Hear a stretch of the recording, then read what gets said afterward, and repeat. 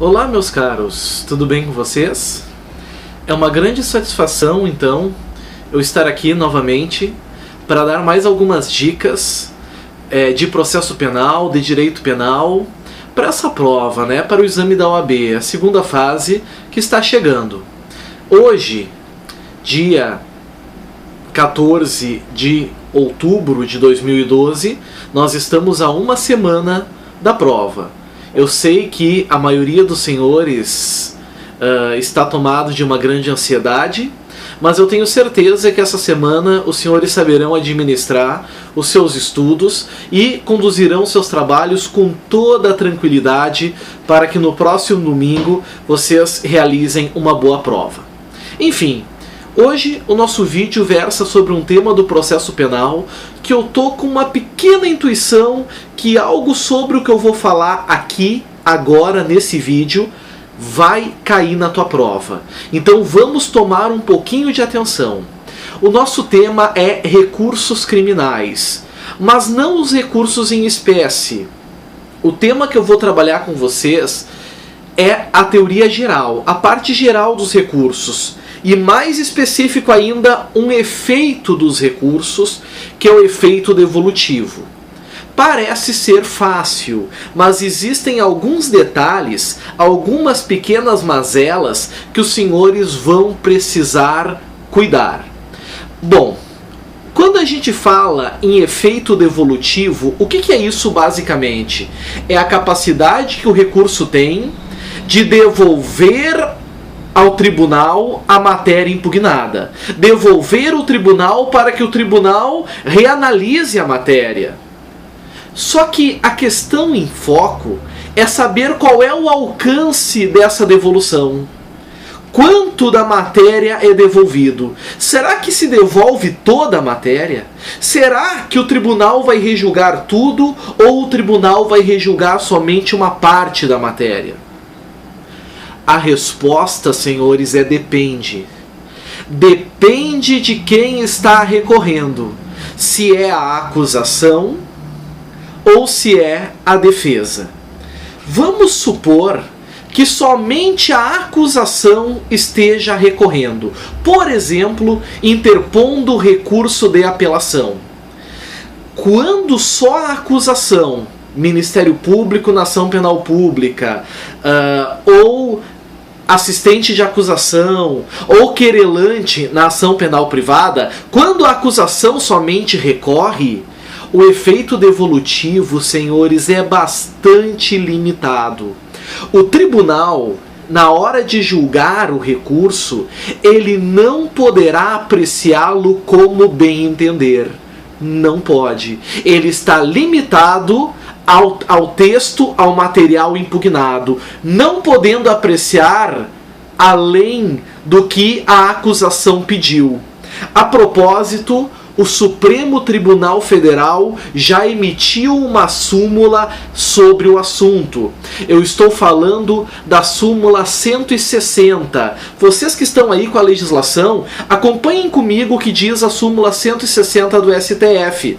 É nulo o acórdão, olhem bem, é nulo o acórdão que reconhece contra o réu nulidade não arguida no recurso de acusação, excetuado os casos de exame necessário. Bom, o reexame necessário, o recurso ex officio, a devolução é sempre integral. É sempre integral. Aí o tribunal aprecia como ele quiser, certo? Mas, quando só a acusação recorre, só a acusação, o tribunal fica limitado ao que a acusação pediu, não podendo ir além. Por exemplo, se por acaso a sentença foi absolutória e o Ministério Público recorre pedindo a condenação. Se o tribunal enxergar um caso de nulidade, ele poderá aplicar, poderá decretar essa nulidade? Não. Não importa se absoluta, não importa se relativa. Por quê? Porque a acusação, ou nesse caso o Ministério Público, não requereu essa nulidade. E não pode arguir contra a defesa nulidades, por exemplo, que não foram arguidas pela acusação. Percebam então que o tribunal está limitado. Há uma limitação aqui. O tribunal não pode ir além. Tudo bem. É tranquilo esse entendimento, a súmula 160 do STF está aí na mente de vocês. Mas a questão agora é a seguinte: e quando só a acusação recorre, mas o tribunal vislumbra elementos em favor da defesa, do réu, mesmo o réu não tendo recorrido? Isso é o que nós chamamos de reformatio in melius, reforma para melhor. É admitida?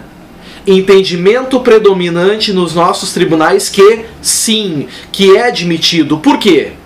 Porque o nosso Código de Processo Penal, ele proíbe, no artigo 617 do CPP, a chamada reformatio in pejus, a reforma para pior. Isso é proibido expressamente lá no 617 do CPP. Mas o mesmo Código de Processo Penal silencia. Nada diz sobre a reformatio in melius. Então vamos supor que o réu foi condenado por crime de furto. Foi condenado a uma pena de 2 anos de reclusão. A defesa está satisfeita com a pena, não recorre. O Ministério Público recorre pedindo um aumento de pena. Se o tribunal encontrar elementos que permitam a absolvição do réu, ele pode aplicar? Mesmo que a defesa não tenha recorrido? Pode. Esse é o nosso entendimento majoritário. Pode, é possível. Então lembra para tua prova. É admitida a chamada reformatio in melius, a reforma para melhor. Certo? Isso, meus amigos, diz respeito ao recurso interposto pela acusação. Agora, e quando se tratar de um recurso interposto pela defesa? Só a defesa agora recorreu. Também é limitada a matéria para o tribunal? Também é limitada. Sabem por quê? Porque o tribunal não pode, senhores, acolher contra a defesa nada contrário, nada que a defesa não pediu. Não, o que a defesa pediu pode acolher, mas se a acusação não recorreu, não pode ser interpretado, buscado nada contra o réu. Ou seja, proíbe-se, existe a proibição da chamada reformatio in pejus. Reformatio in pejus, o que é isso, pessoal? Reformatio in pejus é a reforma para pior. Reformar para pior. Então, se só a defesa apela, por exemplo, o tribunal não pode piorar a situação do réu. Vamos supor, o réu foi condenado por furto. A defesa pede a absolvição no recurso. O MP está satisfeito. No recurso, o tribunal não poderá piorar a situação. Não pode trazer uma decisão, uma sentença, um acórdão pior. Certo? O limite é o que foi estabelecido na sentença. Agora, atenção. O que vocês precisam saber bem para a prova? São 2 coisas. 2 coisas vocês têm que saber bem. Primeiro, a diferença de reformatio in pejus direta para reformatio in pejus indireta. Bom, reformatio in pejus direta, senhores, é quando o tribunal, ao julgar o recurso, piora a situação da defesa, quando só a defesa recorreu, obviamente. Então, o réu foi condenado por crime de furto. Foi condenado a uma pena de 1 ano de reclusão. A defesa apelou, pedindo absolvição. O tribunal ficou satisfeito com a pena, não recorreu. O tribunal pode aumentar a pena para 2, 3, 4 anos? Não. Se fizer isso, é uma reformatio in pejus direta, porque o próprio tribunal, ao julgar o recurso, proferiu uma decisão mais gravosa. É proibido, é vedado pelo artigo 617 do CPP. Agora, o que seria a reformatio in pejus indireta? O que seria isso? Reformar-se em pégios indireta, amigos, é quando o tribunal anula a sentença e a nova decisão traz uma situação mais gravosa ao réu. Quando só a defesa recorreu, sempre lembrando disso. Então vamos supor que o réu foi condenado. A defesa apelou, alegando uma nulidade. O Ministério Público ficou satisfeito. O tribunal reconheceu a nulidade. Tem uma nova sentença de primeiro grau, e essa nova sentença de primeiro grau aumenta a pena que tinha a primeira sentença. Pode?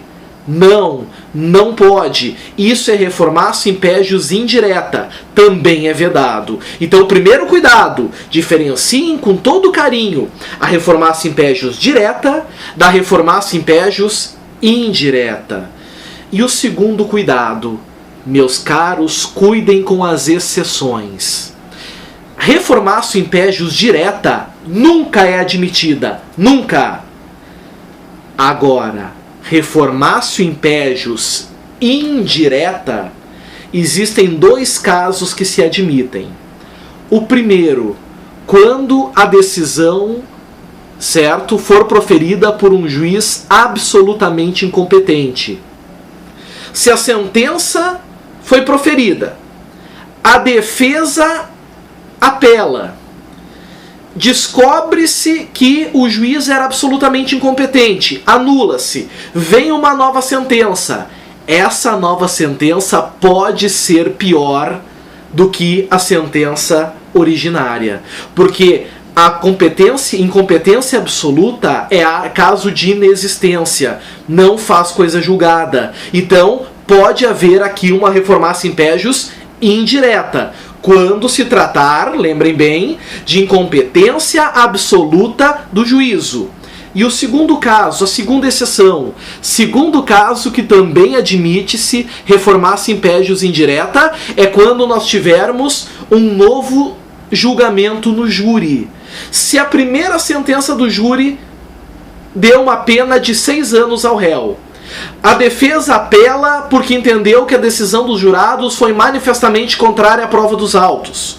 Vem um novo júri. Nesse novo júri, pessoal, a pena pode ser maior. Pode haver uma reformar-se in pégios indireta. Por quê? Porque reformar-se in pégios é proibida no CPP, mas a Constituição Federal prevê a soberania dos vereditos. E aí, num conflito entre a Constituição e o Código de Processo Penal, vai prevalecer com certeza a nossa Constituição. Então, quais são os recadinhos importantes que vocês têm que ter? Somente um caso o tribunal vai estar livre para proferir a decisão como ele bem entender. Quando se tratar de recurso ex officio, de reexame necessário. Quando só a acusação recorrer, o tribunal só pode julgar, apreciar, ou como quiser parar a defesa, ou só o que a acusação pediu. Não pode ir além. Quando só a defesa recorrer, o efeito devolutivo está limitado só à defesa, porque não se admite a reformar-se in pégios, direta nem indireta. Mas dois casos, então, admite-se reformar-se in pégios indireta. Primeiro, juízo absolutamente incompetente. E segundo, pessoal, decisões proferidas no tribunal do júri, que a soberania dos vereditos vai prevalecer. Certo?